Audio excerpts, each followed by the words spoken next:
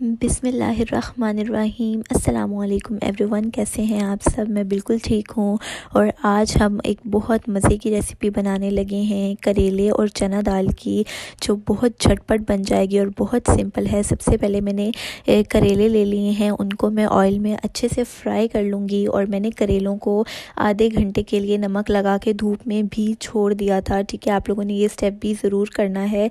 उसके बाद यहाँ पे मैंने इसको अच्छे से फ्राई कर लिया है और यहाँ पे मैं इसको निकाल रही हूँ। और इसी ऑयल में अब मैं मेरे पास 2 बड़े साइज़ के प्याज थे, वो भी मैं इसमें फ्राई करूँगी। ठीक है, और उसके बाद मैंने इसको भी अच्छे से फ्राई करके अपने पास निकाल लेना है। ठीक है, तब तक हम लोग मसाले की प्रिपरेशन कर लेते हैं।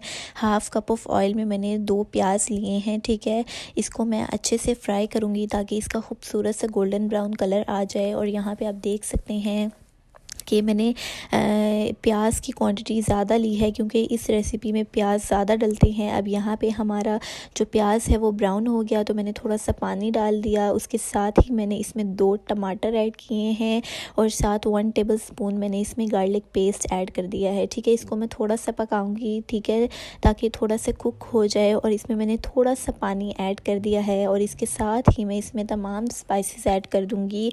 और स्पाइसेस की डिटेल्ड क्वांटिटी आप डिस्क्रिप्शन से चेक कर सकते हैं। इसके साथ ही मैंने 1 टेबलस्पून अचार का ऐड कर दिया है इसमें। और यहाँ पे अब मैं इसको अच्छे से कुक करूँगी। और जब मेरा मसाला अच्छे से तैयार हो गया तो मैंने इसमें 1 कप चना दाल ऐड की है, जो मेरे पास बॉइल्ड थी। ठीक है, अब वो मैं ऐड करके इसको अच्छे से मिक्स करूँगी ताकि मसाले की कोटिंग मेरी दाल के ऊपर अच्छी सी हो जाए। ठीक है, आप लोगों ने इस रेसिपी को ज़रूर ट्राई करना है और ज़रूर फ़ीडबैक शेयर करना है मुझसे। ठीक है, और अगर आप लोगों ने अभी तक मेरे चैनल को सब्सक्राइब नहीं किया तो जल्दी से कर लें और बेल आइकन को प्रेस कर दें ताकि आपको अच्छी अच्छी रेसिपीज़ की नोटिफिकेशंस मिलती रहें। और अगर आप लोगों ने अभी तक इस वीडियो को लाइक नहीं किया तो जल्दी से लाइक कर दें।